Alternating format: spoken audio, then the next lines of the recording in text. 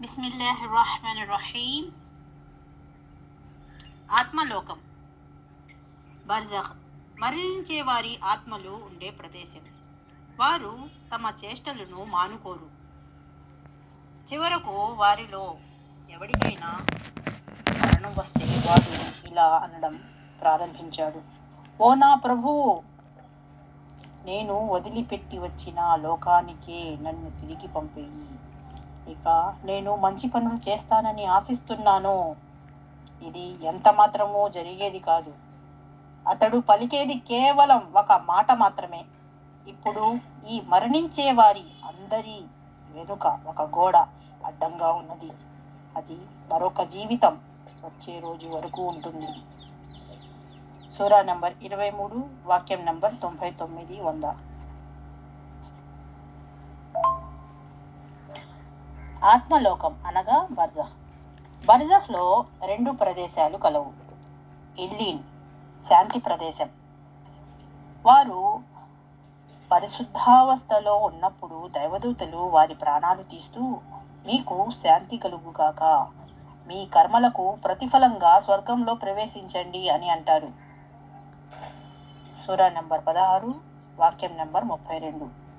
మరొక వైపు ఈ విధంగా సెలవీయడం జరుగుతుంది: తృప్తి చెందిన మనసా, పద నీ ప్రభు సన్నిధికి, నీకు లభించే సత్ఫలానికి ఆనందిస్తూ మరియు నీ ప్రభువునకు ఇష్టమైన దానిపై చేరిపో.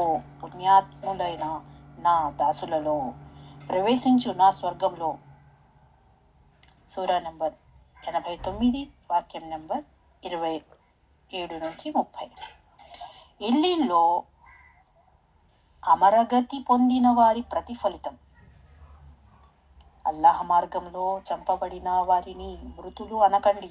వాస్తవానికి వారు సజీవులు, కానీ మీరు వారి జీవితాన్ని గ్రహించలేరు. సూరా నంబర్ 2, వాక్యం నంబర్ 154.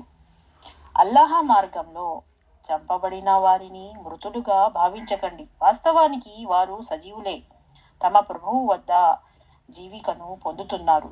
అల్లాహ్ తన కృపతో ప్రసాదించిన దానితో వారు ఎంతో సుఖంగా సంతోషంగా ఉన్నారు. తమ వెనుక ప్రపంచంలో ఉండిపోయి ఇంకా తమతో చేరిన విశ్వాసులకు కూడా ఏ విధమైన భయం గాని దుఃఖం గాని కలిగే అవకాశము లేదని వారు నిశ్చింతగా ఉన్నారు. సూరా నంబర్ 3, వాక్యం నంబర్ 169-170. అమరగతి పొందిన వారి ఆత్మలు పచ్చని పక్షుల ఉదరాల్లోకి ప్రవేశపెట్టబడతాయి. అవి స్వర్గంలో తింటూ త్రాగుతూ అందలి అనుగ్రహాలను తనివి తీరా ఆస్వాదిస్తూ ఉంటాయి. బుఖారీ హదీస్.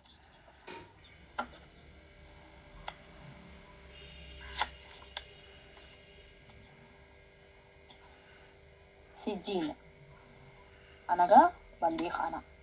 అవును, తమ ఆత్మలకు అన్యాయము చేసుకుంటూ ఉన్నప్పుడు దైవదూతులు ప్రాణాలు తీసే అవిశ్వాసులకు అప్పుడు వారు తలబిరుసుతనాన్ని విడిచిపెట్టి వెంటనే పూర్తిగా లొంగిపోయి, మేము ఏ తప్పు చేసి ఉండలేదు అని అంటారు. దానికి దైవదూతలు ఇలా అంటారు: ఎందుకు చేసి ఉండలేదు? అల్లాహ్ నీ చేష్టలను బాగా ఎరుగును.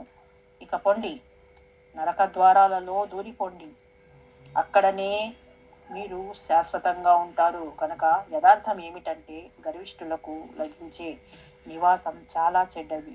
సూరా నంబర్ 16, వాక్యం నంబర్ 28-29. చివరకు ఆ విశ్వాసికి వ్యతిరేకంగా వారు పన్నిన అన్ని కుయుక్తుల నుండి అల్లాహ్ అతనిని రక్షించాడు. ఫిరౌన్ అనుచరులే ఒక భయంకరమైన శిక్షలో చిక్కుకున్నారు.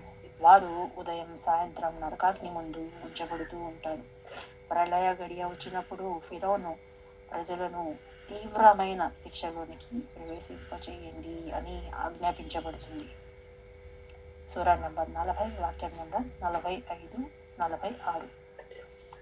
నమ్మండి, మా ఆయతులను తిరస్కరించిన వారి కొరకు, వాటి పట్ల తలబిరుసుతనం ప్రదర్శించిన వారి కొరకు ఆకాశ ద్వారాలు ఎంత మాత్రము తెరవబడవు. సూదిరంధ్రం గుండా ఒంటె పోవడం ఎంత అసంభవమో, వారు స్వర్గంలోనికి పోవడం కూడా అంతే అసంభవం.